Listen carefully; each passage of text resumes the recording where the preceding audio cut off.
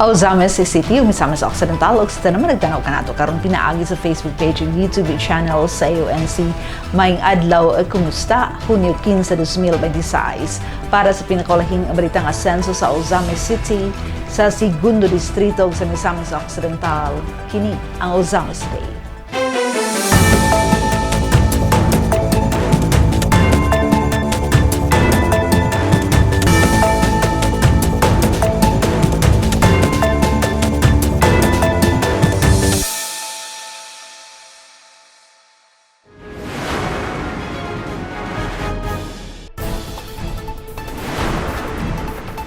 Gikan sa paningkamot ngadto sa kalampusan, 242 ka ALS learners migraduar nakadawat pa og tablets. Dili lang tabang kundi gayon sa pagbago, livestock sport gihatag sa 30 ka piwod sa barangay Doña Consuelo. Labaw pa sa gisaad nga tabang, Asenso Pinoy nag-zero balance sa 173,000 nga bayronon sa ospital. Kasaysayan, kagawasan o panaghiusa gipasidunggan sa usami sa pagsaulog sa Independence Day.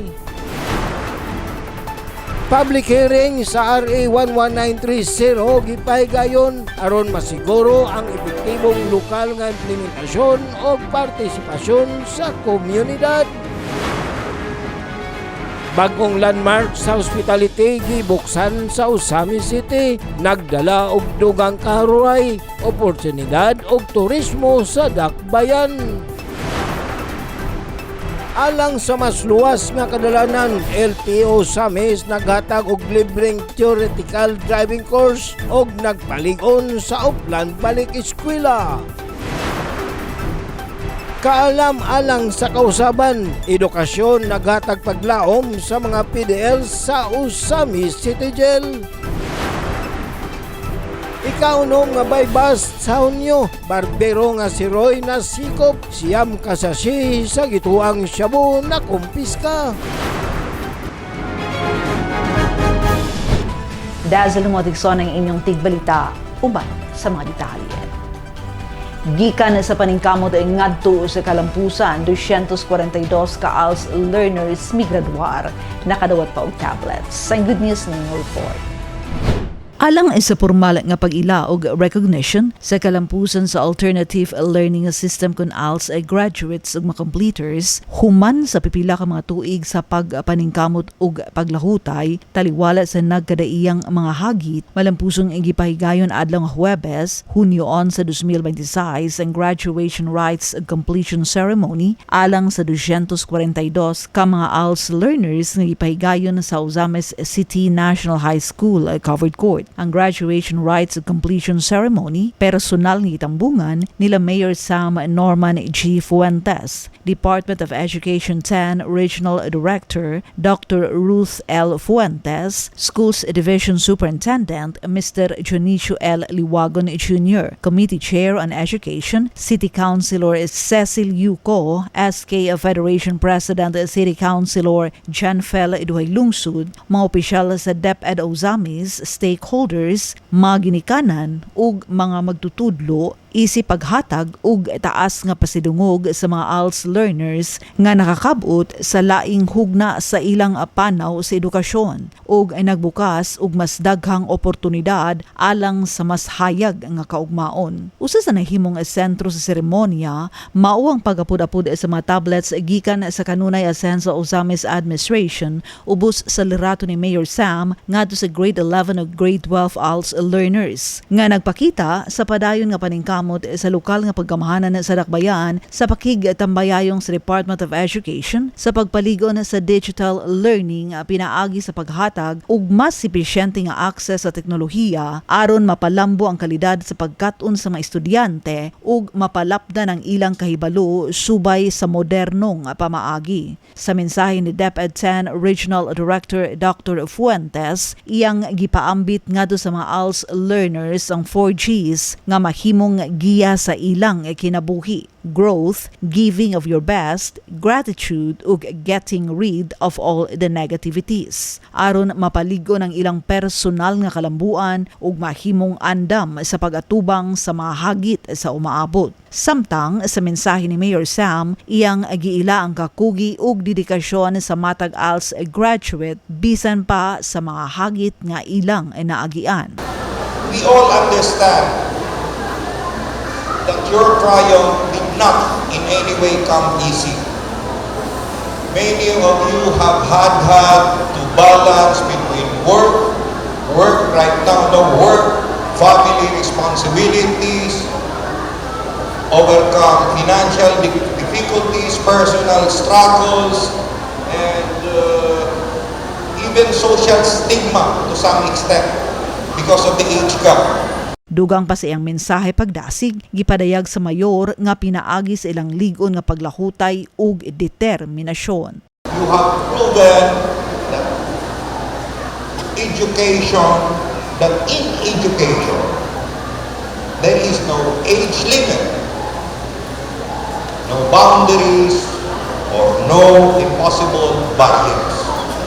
Today, you are living embodiments and testimonies that dreams can be achieved through hard work and faith. Niini, ligon nagpakita sa kanunay Asenso Ozames administration ang padayon nga suporta sa pagpasiugda sa mga programa nga nagpaligon sa sektor sa edukasyon ug naghatag ay dugang kahigayunan alang sa makabataan ug hamtong nga nagtinguha sa pagpadayon sa ilang pag-eskwela. Ang Alternative Learning System kun ALS usa ka programa sa gobyerno nga nagtaniyag og ikaduhang higayon sa edukasyon alang sa mga out of school youth ug hamtong nga wa makahuman sa formal nga pag-eskwela, diin pinaagi sa flexible ug learner-centered nga pamaagi sa pagtudlo nahimo kining epektibong itulay aron ang matag Pilipino makabut ang batakang edukasyon ug makapadayon ngadto sa mas taas nga pagtuon o mas maayong panginabuhian. Ang pagtapos sa 242 ka mga ALS learners nagtimaan na dili lamang sa ilang personal nga kalampusan kundili usa ka makapadasig nga pamatuod nga pinaagi sa determinasyon, suporta sa komunidad ug hustong kahigayunan sa edukasyon, walay ulahi alang sa ikaduhang higayon sa paglambo o pagbag-o sa kinabuhi. Dili lang tabang kundi higayon sa pagbago. Livestock support gihatag sa 30 ka mga PWDs sa barangay Doña Consuelo. Ginutukan ni Leon Schmidalio ang mga balita. Ania ang iyang report. Subay sa padayon nga paningkamot sa kanunay Asenso Ozames administration ubos sa liderato ni Mayor Sam Norman J. Fuentes sa pagpaligon sa kampanya batok sa illegal nga droga, pinaagi sa rehabilitasyon o paghatag og malungtarong panginabuyan. Malampusong gipahigayon Hunyo 11 ning tuiga ang aftercare program alang sa ikadusi nga batch sa mga persons who use drugs kun PWDs, pinaagi sa Asenso Ozames Sustainable Livestock Livelihood Assistance Program sa barangay Doña Consuelo. Anaa sa 30 ka mga benepisyaryong PWDs ang nakadawat sa livestock assistance nga naglangkob sa 20 ka paris nga manok, 7 ka baktin ug 3 ka kanding. Isip dugang suporta sa ilang panginabuyan nga gilauman mahimong ligon nga pundasyon sa pagpalambo sa ilang kinabuhi ug mas maayong kaugmaon alang sa ilang tag-sa-tag sa kapamilya. Ngayo po ko ang salamat sa kanila nga naghatag sila kaning sa tawa gani sa livelihood nga na budgetan jud mi diri napita. Sa una gyud mi nagpaabot ani. Okay. Abot ra gyud. Ako ning buyo padaghanon para katapang sa akwan sa among matag-adlaw. Daghang salamat sa kaning manok yang gihatag namo sa mga PWDs. Mitambong sa mong kaliukan sila City Councilor Marcelian Tapayan, Chairman sa Committee on Peace and Order, SK Federation President o City Councilor John Pel Duhay Lungsod, mga representante sa Usami City Police Station, City Veterinary Office, City Health Office, Substance Abuse Program Coordinator, ingon man ang mga barangay opisyal sa Barangay Doña Consuelo. Sa mensahe ni Mayor Sam nga gipadayag pinaagi ni SK Federation President o City Councilor John Pel Duhay Lungsod, iyang ipabot ang iyang pagpasalamat ngadto sa matag piwod tungod sa ilang ipakita nga kausaban nga wala lamang nakahatag og kaayuhan sa ilang tagsa-tagsa ka pamilya kundili nakatampo usab sa padayong kalampuan sa dakbayan. So lang ipabot ni Mayor Sam ang iyang mensahe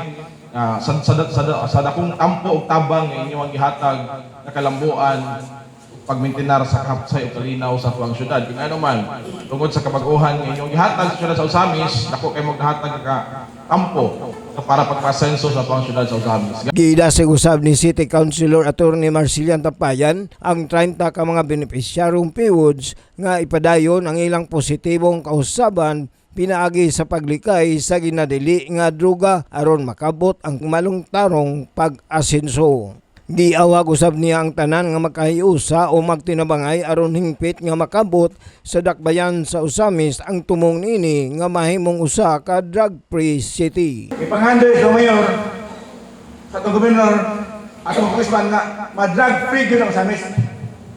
Kung ma-drug-free ta, tayo kayo ng katingalahan. Pero imposible. Apan sa sinso, ang imposible, himot ang posible. So tabangay kami. Kung yung tabang, ako na to, nga hulabos kita itong pag-ibisog, bato sa duwa.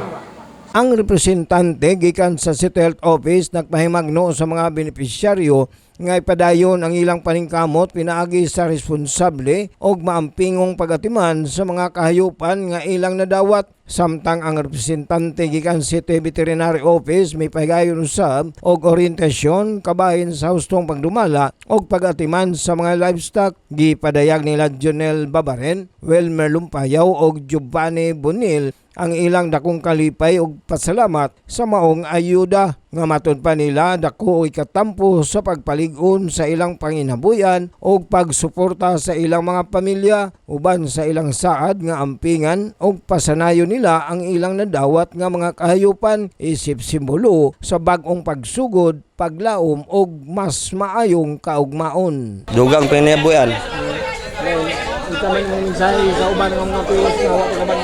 Surrender mo. Para matagaan mo. Nagpasalamat nigdako sa Asenso Usamis na sila nakahatag din sila og maayong pagkuan sa mga PWODs. Labi na din sa purok ade sa Barangay Doña Consuelo. Ug salamat kayo. Buyon sir din padaghanon po. Para konserba katabang po sa mga ba ning kuan. Sa pamilya. Kay Gob, kay Congressman, kay sa atong Asenso Party List, kay Mayor, salamat sir nga nakadawat miya ni dako kay tabang sa mga ni. Pinagi nini nagpadayon ang kanunay Asenso Usamis Administration sa pagpamatuod nga ang tinuod nga kausaban dili lamang makita sa pagbiya sa daang bisyo kundi sa paghatag og bag-ong oportunidad og paglaom nga mahimong haligi sa mas malig-on, malinawon og drug-free nga kaugmaon alang sa matag pamilyang Usamisnon og sa tibok dakbayan sa Usamis. Alang sa Usamis Today, ako si Leoncio Medalyo. Salamat Leoncio. Labaw pa sa gisad nga tabang, Asenso Pinoy nag-zero balance sa 173,000 nga bayro nun sa hospital. Atong lawato ng report ni Angela Kirante. Puno sa kabalaka kung asa makakaplag og igong pundo aron matubag ang ilang dakong bayronon sa ospital, malaumon nga midangop si Sergio Hipos Mutya Jr., 42 anyos ug residente sa Purok 6 Barangay Karangan, Usamis City sa buhatan sa Asenso Pinoy aron mangayo og pinansyal nga tabang alang sa iyang igsuon nga si Ray Hipos Mutya, 40 anyos ug lumulupyo sa Purok 1 San Isidro San Miguel, Zamboanga del Sur. Ing anhe ko diri ma'am kay nagpatabang lagi ko sa Asenso Pinoy kay tungod sa dako nga bill sa ako ang manghod nga na-admit dito sa Pagadian sa Moga del Sur. Matod pa ni Sergio, ang iyang manghod na admit sa Jofelinia Hospital sa Pagadian City ug gioperahan tungod sa kritikal nga kondisyon niini. Base sa diagnosis, aduna kini ruptured liver abscess, rule out tumor bleed versus traumatic injury ug lower gastrointestinal bleeding nga posibleng resulta sa upper gastrointestinal bleeding. Gioperahan na siya sa kuan kanang baga din butom gud pud iyahang abdo. Muton nagyelo na siya. Tungod sa gihimong operasyon sa iyang igsuon, misaka ang ilang exis bill ngadto sa 173,639 pesos and 30 centavos. Usa ka kantidad nga dakong gikabalak-an ni Sergio ug sa pamilya sa iyang manghod, ilabi na nga siya usa lamang ka pedicab driver, din ang iyang kita igura sa pangadlaw-adlaw nga panginahanglanon sa iyang pamilya, samtang ang iyang manghod usa ra usab ka mag-uuma. Lisod kayo pangitaon na. Kami driver biya niya siya mag-uuma lang biya. Asa kami mangitaan na wala niyang Asinso Pinoy. Taliwala ni ini, dakong kahupayan ang gibati ni Sergio, human bugos nga zero balance sa Asenso Pinoy ang maong exist bill, nga labaw pa sa gisaad nga 50,000 maximum assistance matag membro atol sa pagpangampanya sa partido. Tungod kay sa iyang kasinatian, halos na triple pa ang kantidad nga ilang nadawat. Direct pa istorya, ma'am. Dako kog pasalamat, ma'am, kay ila daw lang zero lagi, ma'am. Orag wala ko ka kuan ba sa ko ang gibati karon nga aprobahan diri sa Asenso Pinoy nga ang bill sa akong manghod sa Pagadian ilang gi zero.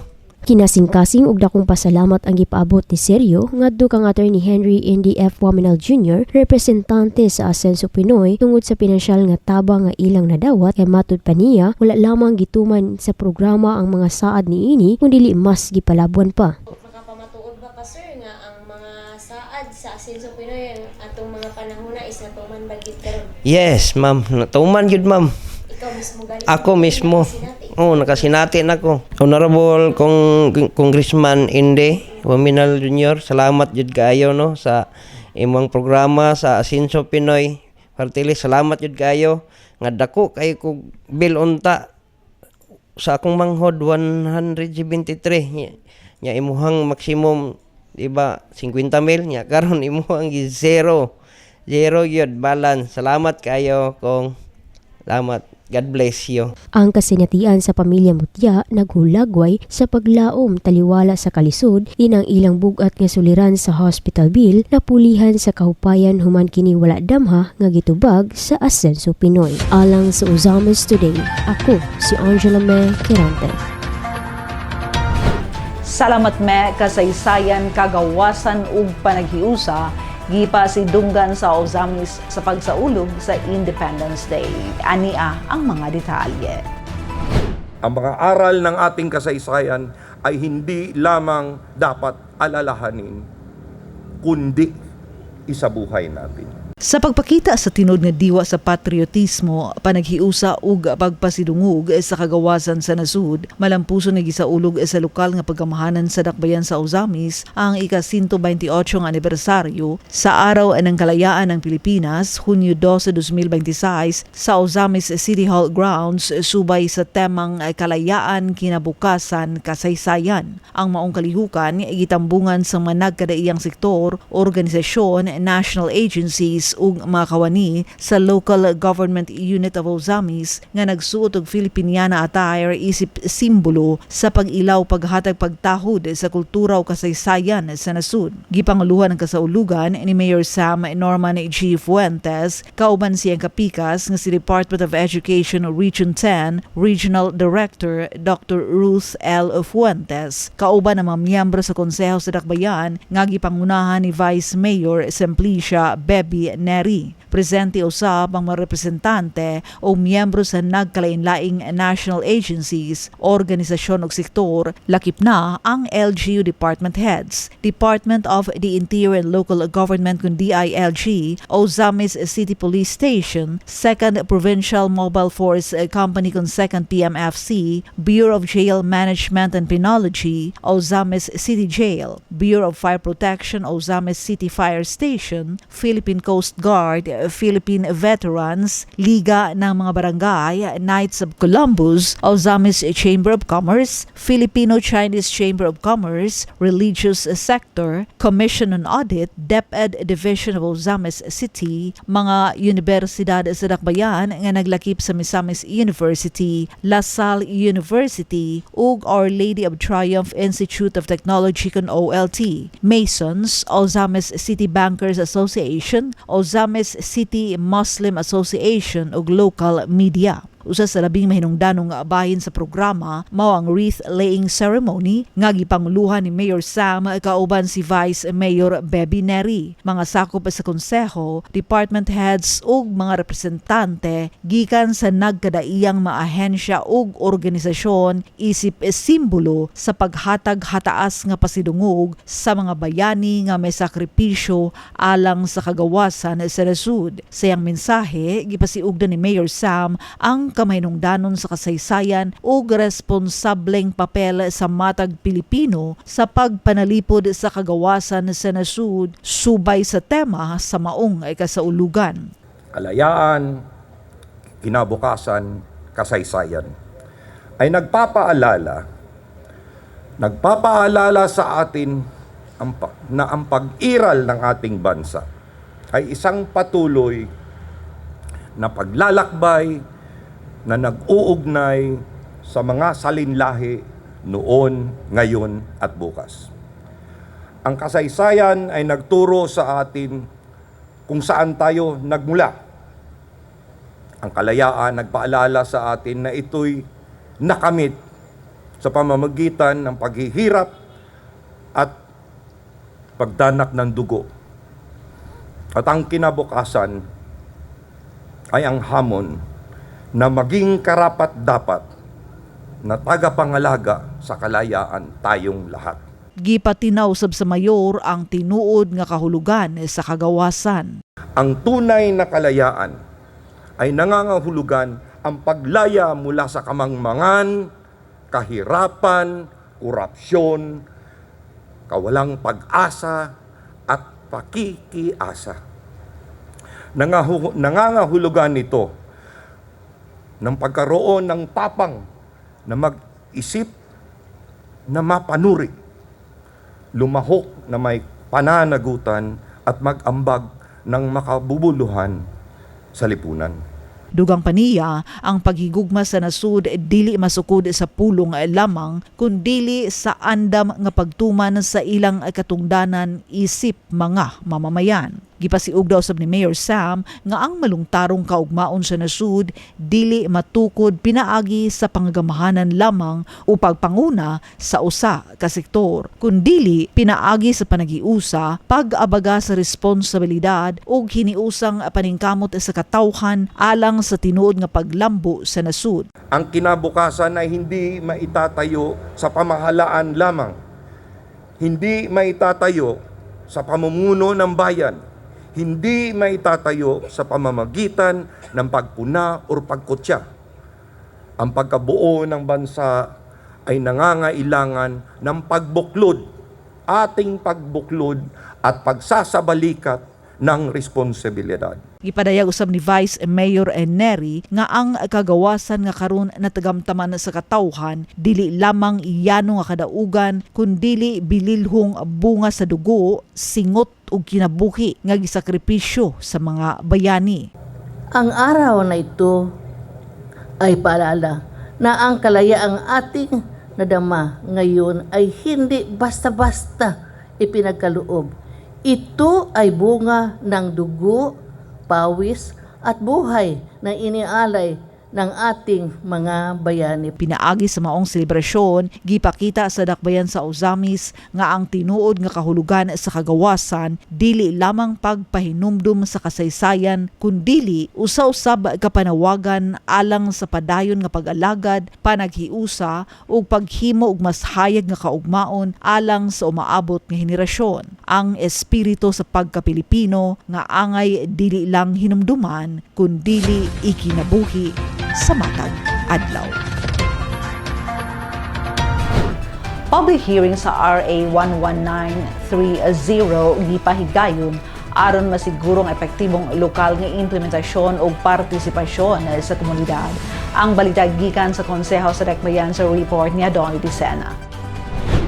Malampusong napahigayon sa City Council sa Uzamis ang public hearing sa proposed ordinance sa USAIC o Online Sexual Abuse and Exploitation of Children o SISAIM o Child Sexual Abuse or Exploitation Materials. Si Committee on Laws Chair Attorney Mars Tapayan ang mipasayon sa hearing isip chairman o gidapit nini ang pipila ka mga concerned national agency sama sa DILG, PNP, DepEd, Local Finance Office o offices sa City Hall, mga internet cafe, academ, Muslim Association, civic organization o liga ng mga barangay sa Uzamis. Katuyuan sa public hearing aron makamugna og ordinansa ang syudad alang sa pagbatok sa mga kaso sa sexual exploitation sa mga babaeng minor pinaagi sa social media platform. Toyo usab niini nga makagahin og espesyal nga pondo ang syudad sa rason nga way pihong pondo niini ang nasyonal o mas epektibo ang pagpatuman sa ordinansa. Ang Uzamis City mao'y usa sa mga syudad sa amihan ng Mindanao nga nabuksan og buhatan nga gitawag og Special Justice Zone. Ang Special Justice Zone usa ka buhatan nga gimugna sa GSCC o Justice Sector Coordinating Council nga galangkuban sa Supreme Court, Department of Justice o Department of Interior and Local Government. I hope we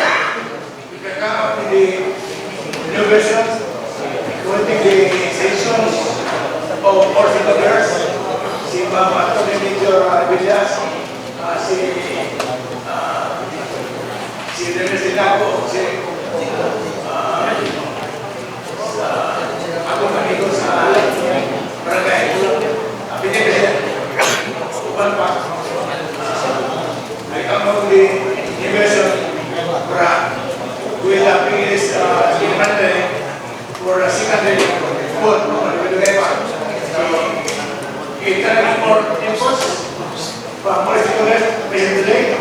I would like to give almost thanks to everybody for giving your usual collaboration by giving your most valuable time, effort, and mental intelligence to share with us para we will craft a better ordinance for the goal of the state of Uzamis. Thank you very much. Alang sa Uzamis Today, Donnie Dicena reporting. Salamat doon. Bagong landmark sa hospitality gibuksan sa Uzamis City. Nagdalaw ga dugang kaharuhay, oportunidad og turismo sa Dakbayan. Ani ang report. Mas mudanag pa ang hospitality industry sa Dakbayan sa Uzamis. Human opisyal nga nag-apli ang Aya Hotel and Residences Uzamis. Usa ka bagong hotel nga nagtanyag og kombinasyon sa modernong kaharuhay, elegante nga kapuy-an ug tinuod nga Filipino hospitality. Ingon nga unang Skyrise Hotel sa Uzamis Clarin area, naghatag kini og talagsaong panoramic view sa Dakbayan ug sa mga kasikbit nga lugar. Gikan sa mga twin og double rooms hangtod sa mas lapad nga family suites, gidisenyo ang matag lawak aron masiguro ang komportable ug relax nga pagpuyo sa mga bisita. Usa sa mga pinakadakong atraksyon sa hotel mao ang ilang overlooking infinity pool nga nagtanyag ug makapahingangha nga talan-awon. Gawas sa makaparelax nga paglangoy, mahimo usab kini nga hingpit nga lugar aron matagamtaman ang pagsubang ug pagsalop sa adlaw ug ang katahom sa Dakbayan. Naghatag usab og espesyal nga dining experience ang The Lemongrass by Aya, ang in-house restaurant sa hotel. Ginganlan kini gikan sa tanglad, usa ka pamilyar nga sangkap sa daghang pagkaong Pilipino nga nailhan sa paghatag kahumot ug dugang lami sa matag putahe. Sama sa tanglad, tumong sa restaurant nga maghatag kainit, kahamugaway ug di malimtang kasinatian sa matag pagkaon. Pinaagi sa kombinasyon sa Asian ug Filipino flavors. Kompleto sa bang hotel sa ubang pasilidad sama sa fitness center, function hall, concierge ug room services, airport transfer arrangements ug libre nga parking area alang sa mga bisita. Naimutang sa Purok 5 Barangay Gango, Ozamis City, duol lamang sa Ozamis Airport ang Aya Hotel and Residences Gilauman nga mahimong usa sa mga bag-ong paboritong destinasyon sa mga turista, pamilya ug mga biyahero sa negosyo nga mobisita sa Misamis Occidental. Labaw pa sa usa ka lugar nga kapuy-an, ang Aya Hotel and Residences nagtanyag og usa ka kasinatian diin ang kaharuhay ug maayong pag-atiman mao'y sentro sa matag pagpuyo. Alang sa mas luwas nga kadalanan, LTO Ozamis naghatag libreng theoretical driving course ug nagpaligon sa Oplan Balik Eskwela. May balik alang sa report si Angela Mekirante. Agi paghatag og higayon sa mga gustong mahimong responsableng motorista, malang pusong mipahigayon ang Land Transportation Office kun LTO Ozamis District Office sa libreng theoretical driving course kun TDC seminar alang sa mga aplikante sa student permit aron mapalambo ang ilang kahibalo sa responsableng pagmaniho ug kaluwasan sa karsada. Sa interview kang Miss Salome Navarro, LTO Ozamis District Office Chief Honyo Jes 2026, iyang gipadayag nga ang maong seminar mo'y usa sa mga importanteng rekisitos sa pagkuha og student permit diin ang certificate gikan niini usa sa mga gikinahanglan sa pag-apply. Anaa sa kapin kun kulang 40 ka mga aplikante ang mitambong sa maong libreng theoretical driving course diin kadaghanan kanila mga college students. Matud ni Navarro, gihatag nila kini nga oportunidad samtang wala pay klase aron mas dagan ang makapahimulos o makapangandam alang niadtong gusto mokuha og student permit o pagproseso sa ilang lisensya. Dili lamang eksklusibo alang sa mga residente sa dakbayan sa Ozamis ang maong free theoretical driving course, kundi aduna usab mga aplikante nga nagikan sa silingang mga lungsod nga mipahimulos niini. Ang libreng theoretical driving course pagahimuon sulod sa duha ka adlaw, diin lakip na niini ang pagpahigayon og seminar og examination nga sundan dayon sa isyuhan sa ilang certificate aron sila makapadayon sa ilang pag-apply og student permit. Human sa usa ka bulan usab sukat sila makakuha og student permit, mahimo na silang mo-apply alang sa non-professional driver's license. Samtang nakaduol na ang pagbalik sa eskwela, gipahigayon usab sa LTO Ozamis ang Oplan Balik Eskwela nga naglangkob sa roadside inspection, terminal inspection o garage inspection sa mga bus. Lakip na ang pagpanghatag og road safety flyers ngadto sa publiko aron mapauswag ang kahibalo sa kahimtang sa seguridad sa kadalanan. Gipasabot ni Navarro nga gihimo nila kini aron masiguro ang kaluwasan sa mga motorista ug pasahero, ilabi na karon nga mas daghan na ang mga sakinan ug mas busy na ang kadalanan tungod sa pagsugod sa klase sa mga pampublikong tunghaan. Kani alang ni sa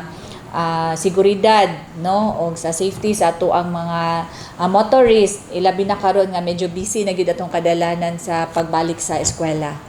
Base usab sa record nga natala sa LTO Ozamis, usa sa kasagaraang violations sa syudad mao ang mga sakinan nga adunay defective o kulang nga accessories sama sa mga headlights, unauthorized vehicle modifications ug ang pagkalimot sa uban nga motorista sa pag-renew sa ilang rehistro. Gipasidanan usab niya ang tanan kalabot niya adtong mga motorista nga naggamit og dagkong tambutso o adunay modified mufflers nga nagdala og kasaba sa kadalanan. So kaning modified muffler, no, violation gini siya sa Department Order 2010-32, no, na dili gud pwede nga ilisan ang muffler from its original, no. So ang penalty ana is 5,000, no. So hinaot ilabi na ning uban nato nga mga riders, no, nga ilahang ginailisan ang ilahang mga muffler for as long as naamoy dala nga road safety certificate or naa siya nakabutang nga mga ICC stickers, no, or kanang PNS, gitawag ng PNS sticker. So kung naay kapakita, okay na siya. Pero kung wala gani, so mahulog din na siya og modified muffler.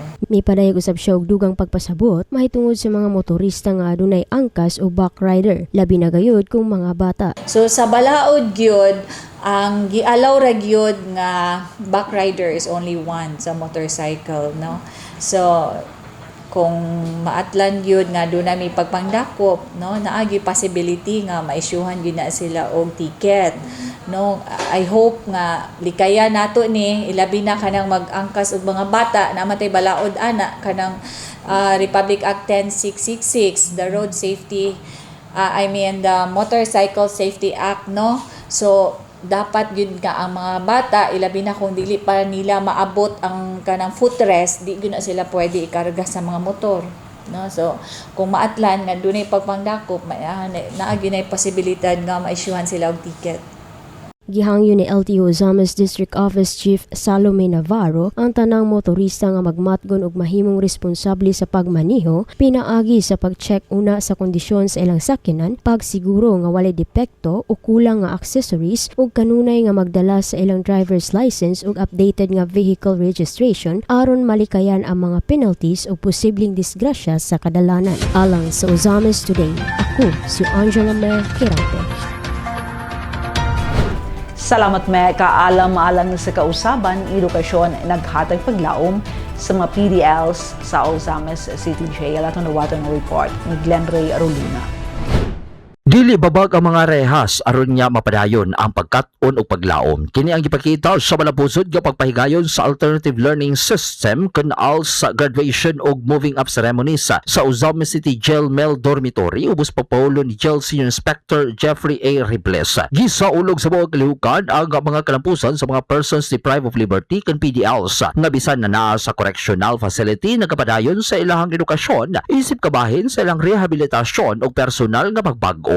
Dinapit nga mamumulong si Councilor Cecil Yuko kinsa chairperson sa Committee on Education nga midayig sa mga graduado tungod sa ilahang kalig-on o paglahutay sa pagpadayon sa pag-eskwela bisan pa sa mga pagsulay sa kinabuhi. Mitambong usab si Division of Ozamis School Division Superintendent Junicio Liwagon Jr. nga mipahayag sa iyang pagpasalamat sa mga ALS teacher, jail personnel o mga stakeholders nga nagtinabangay aron nga mapadayon ang edukasyon bisan sulod sa correctional facility. Gipasiugdan niya nga ang edukasyon mo'y usa sa labing epektibong paagi sa pagpag-us kinabuhi o pag-andam sa usa ka tawo sa iyang pagbalik sa katilingban isip responsableng lungsuranon. Usa sa mga gipasiugdan sa mga kalihukan mao ang padayon suporta sa kanunay asen sa Ozamis Administration ubos pagpangulo ni Ozamis City Mayor Sam Norman Gofuentes uban sa pag-abag nila ni Misamis Occidental Governor Attorney Henry S. Uminal, Second District Congressman Sancho Fernando Ando Wominal ug Congressman Attorney Henry Indy Wominal Jr. sa Asenso Pinoy Party List nga nagapalig-on sa mga programa alang sa rehabilitasyon ug edukasyon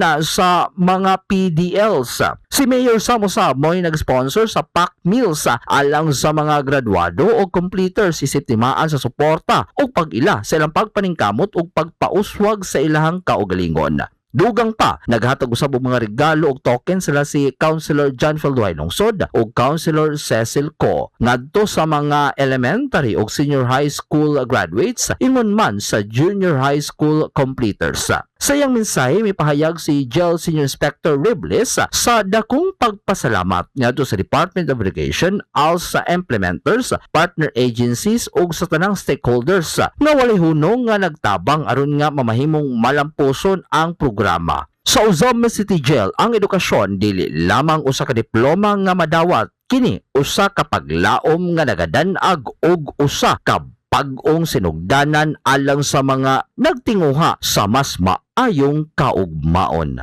Alang sa Ozamis Today, kini si Glenn Ray Roluna.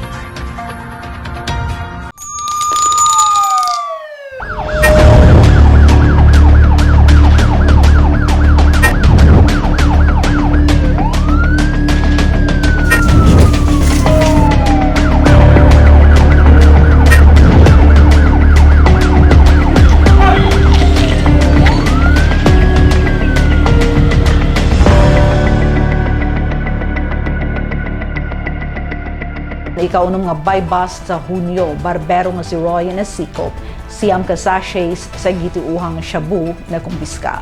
Mibalik alang sa police report si Leon Medalio. Igo na lamang sa pagduko sa iyang ulo ang nahimo sa usa ka suspetsadong gituhuang nalambigit sa pagpamaligya sa illegal nga droga. Human kini madakpan atol sa gipahigayon nga drug bypass operation sa Purok 8, Sitio Linabu, Barangay Banyadero, Ozamis City, Hunyo 14 ning tuiga. Kapin kon kulang alas 7:00 sa gabi. Positibong gila sa kapulisan ang suspetsado nga si alias Roy, 43 anyos, usa ka barbero og adunay live-in partner nga temporaryong nagpuyo sa barangay Bungbung apan nasaran nga lumad kini nga residente sa barangay Banyadero ning Dakbayan. Ang maong operasyon gipanguluan sa Usami City Police Station ubos sa pagdumala ni Investigation Intelligence Officer Police Captain Alpis Sabadokya ubos sa supervision ni OIC Chief o Police Major Agustin Araso og sa hiniusang pakigtambayayong sa mga personay sa 1st ug 2nd Provincial Mobile Force Company, Philippine Drug Enforcement Agency Regional Office 10 ug Provincial Intelligence Unit sa Misamis Occidental. Atol sa lawas nung pagrikisa kang alias Roy nga gisaksiyan ni punong barangay Rulan Llantos na sakmit gikan sa iyang pagpanag-iya ang siyam kagagmayng syashi nga dunay sulod sa gituang illegal nga droga, usa ka kaha sa Winston cigarette nga gisudlan sa maong mga syashi og 500 pesos nga by bust money. Atol sa paghihinabi kang alias Roy, iyang isaysay nga gikan pa sa silingang probinsya ang mga nasakmit nga illegal nga droga samtang giangkon usab niya nga siya positibong nagamit sa maong illegal nga droga. Usa ka semana kapila ka mo biyahe? Roy.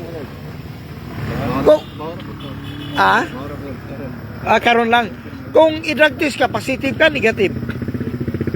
Roy. Waka kabalo. Pero unsay lasi mong gamit sa shabu pag suyop? Gahapon. Gahapon. Sa pagkakaroon kasamtangang gidetiner si alias Roy sa kustudiya sa Usami City Police Station samtang giandam ang tukmang kaso nga ipasaka batok kaniya kalabot sa paglapas sa Republic Act 9165 o Comprehensive Dangerous Drugs Act of 2002.